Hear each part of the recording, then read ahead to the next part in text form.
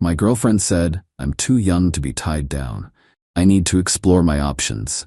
After 3 years together, I said, explore away. She came back 6 months later, ready to commit. I rejected her, saying I don't need you anymore, and the chaos erupted. Original post, I 27 male, got the I need to find myself speech 3 weeks after putting a deposit on an apartment we were supposed to move into together. Mia, 25, and I had been together 3 years. Met at a friend's game night, hit it off immediately. She was funny, smart, gorgeous. We'd survived her finishing college, my job relocation, even a 6-month LDR stretch when she did an internship 2 states away. The conversation happened on a Thursday evening. We were at this taco place we loved, planning furniture layouts for the new apartment. Then she put her fork down. Derek, we need to talk. My stomach dropped. Nobody says that before good news. I've been thinking, she continued, twirling her hair nervously. I'm 25. I've only been with 3 guys, including you.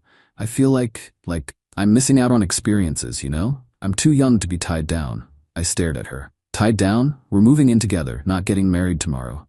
But that's the path we're on, right? Move in, get engaged, married, kids. The whole thing. And I need to explore my options, see what else is out there.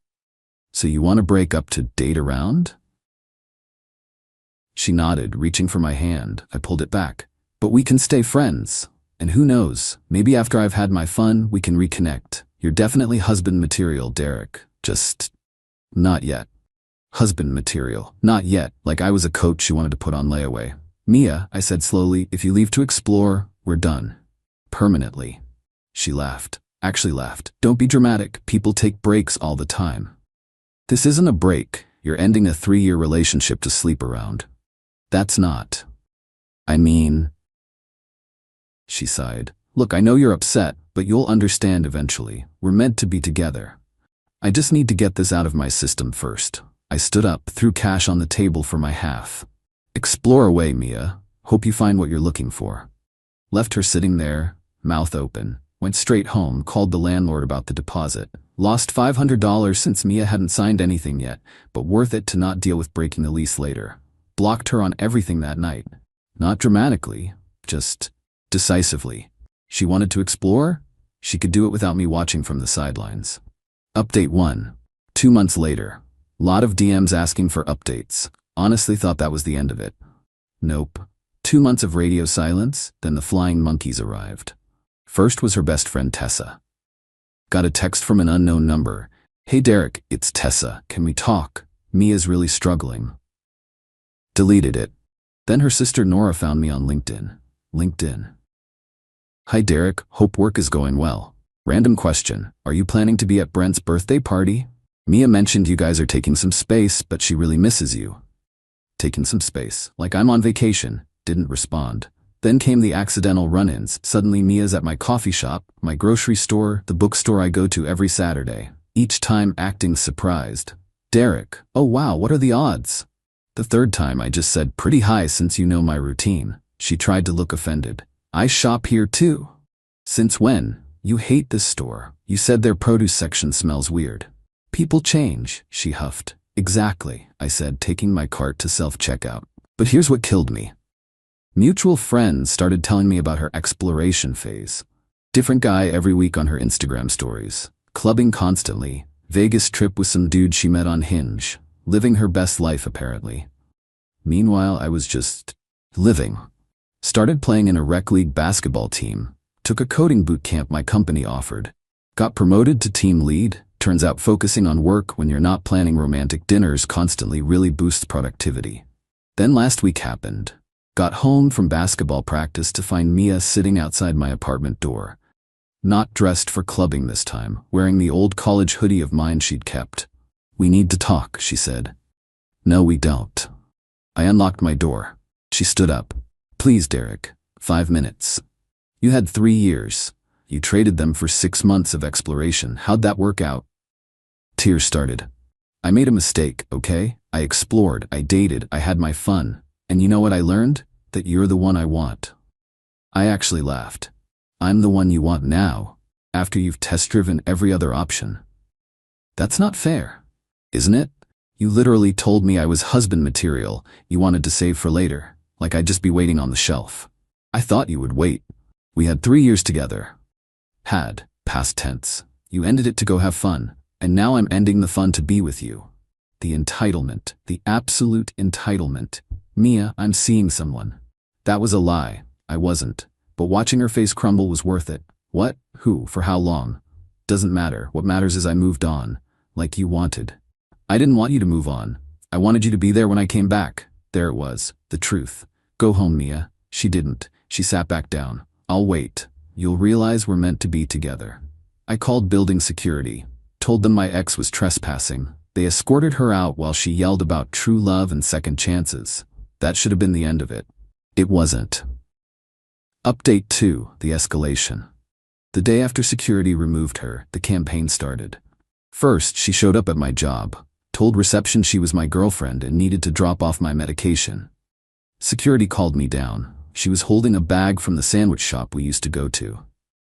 You forgot your lunch, babe. The security guard looked confused. I didn't even engage. She's my ex. Please remove her. Derek, don't be like this. We need to talk. Watch security walk her out while my coworkers tried not to stare. My manager pulled me aside after. Everything okay? Ex-girlfriend having trouble with the concept of ex. Won't happen again. It happened again.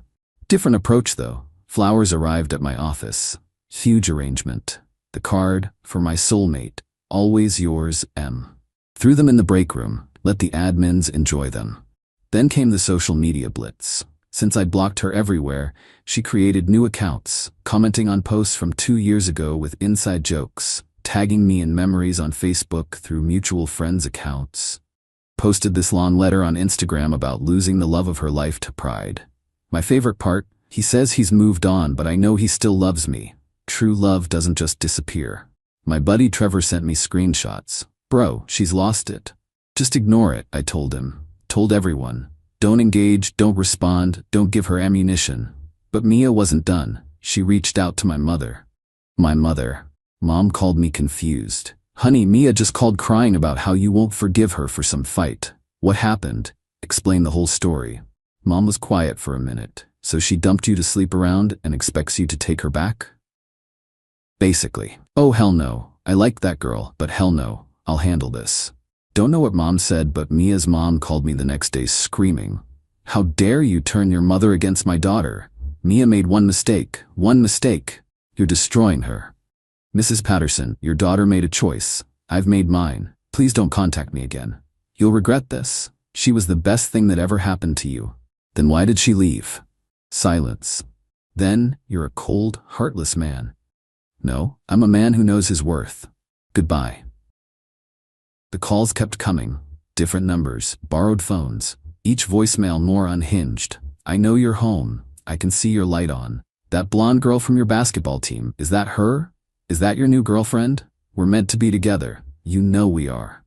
I'll wait forever if I have to. Filed a police report for harassment. Officer basically said unless she threatened me physically, it was a civil matter.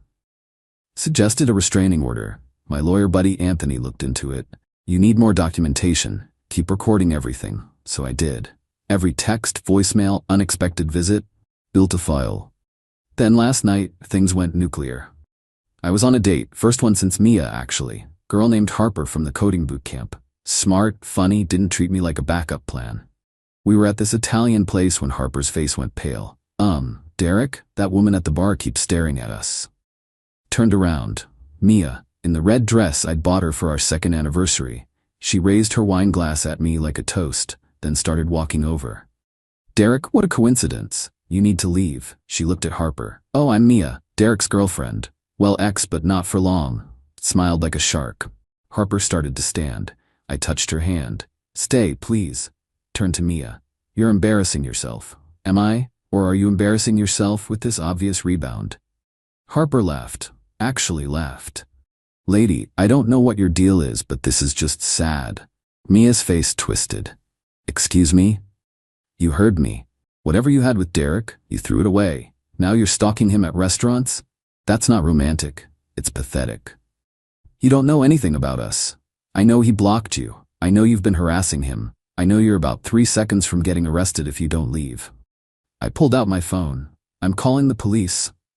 Mia grabbed it, tried to grab it, knocked over Harper's wine in the process. It went everywhere, all over Harper's white blouse. The manager appeared immediately. "Ma'am, you need to leave."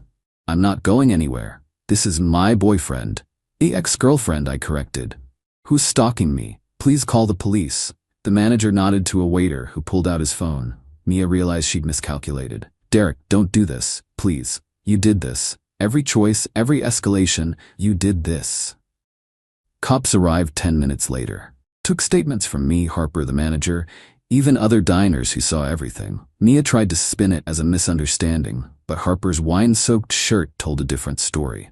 They didn't arrest her, but they gave her a criminal trespass warning for the restaurant and strongly suggested she leave me alone. As they escorted her out, she yelled, "This isn't over, Derek. We're meant to be together." Harper was incredible about it. Even joked that she'd never had such an eventful first date. We grabbed pizza after, but the mood was pretty shot. She did kiss me goodnight though and said, "Call me when you get that restraining order." Filed for the emergency protective order this morning. Court date next week. Final update, the reckoning. Court day arrived. I showed up with Anthony and a folder thick with evidence. Mia showed up with her mom and what looked like a lawyer she found on a bus bench ad. She dressed like she was going to church, conservative dress, minimal makeup, hair in a bun. The transformation from party girl back to good girl was almost impressive.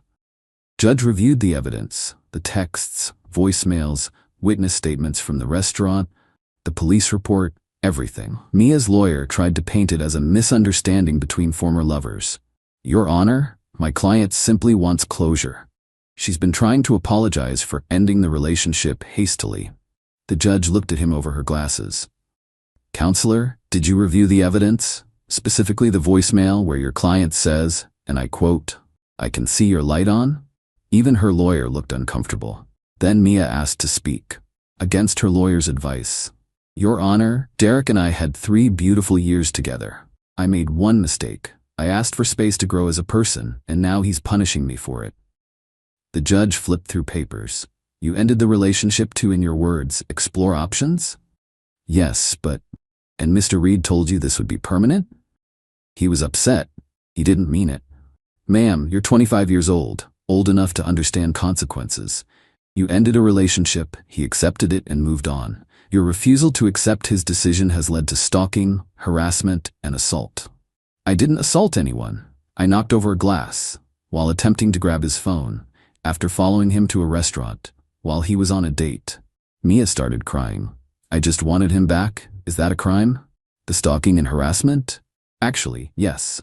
Restraining order granted. 2 years. No contact. Stay 500 feet away, the whole deal." As we left the courthouse, her mom cornered me in the parking lot. "Are you happy now? You've humiliated her. Destroyed her reputation." "Mrs. Patterson, Mia did this to herself. She loved you." "No, she loved the idea of having me waiting as a backup plan. There's a difference. You'll die alone with that attitude." Anthony stepped in. "Ma'am, any further contact from you or your family will be considered violation of the protective order by proxy. Walk away." She huffed off, but not before spitting out, "Heck, she was too good for you anyway." "Right. That's why she was stalking me." The aftermath was swift. Mia lost her job. Turns out showing up to work sporadically because you're too busy stalking your ex doesn't impress employers. Her Instagram went from party pics to motivational quotes about surviving narcissistic abuse and rising from the ashes. Tessa reached out one last time through a mutual friend. "Just so you know, Mia's in therapy now. She realizes she messed up. Maybe in a year or 2 you could consider, no. But tell her therapy is great. Hope she learns from this. But we're never getting back together. Ever." "You're really cold, you know that?" "No, I'm someone who knows you can't treat people like safety nets." That was 3 months ago. Haven't heard anything since. The restraining order seems to be working. Harper and I are still dating. Taking it slow, but it's nice being with someone who actually wants to be with me, not just keeping me as an option. She jokes that she knew I was worth it when my crazy ex showed up. Only quality guys have stalkers that committed. Dark humor, but it helps. My mom still randomly texts me, "Thank God you didn't marry that girl about once a week." Dad just says I handled it better than he would have.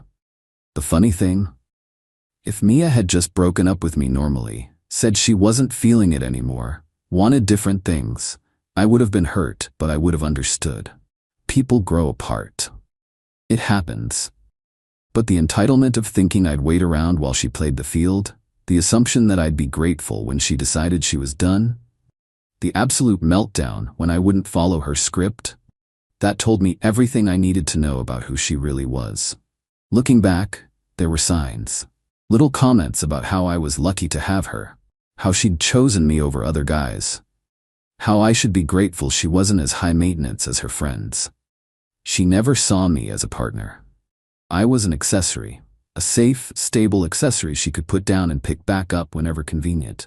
Well, this accessory walked himself right out of her life. Best $500 deposit I ever lost. Probably saved me from a divorce that would have cost way more, financially and emotionally. To anyone reading this in a similar situation, you're not a backup plan. You're not someone's safety net. You're not required to wait around while they find themselves or explore or whatever they want to call it. When someone shows you how they value you, believe them. And value yourself enough to walk away, even when they stalk you afterward. Especially then, actually. Trust me, the restraining order paperwork is worth more than their promises ever were.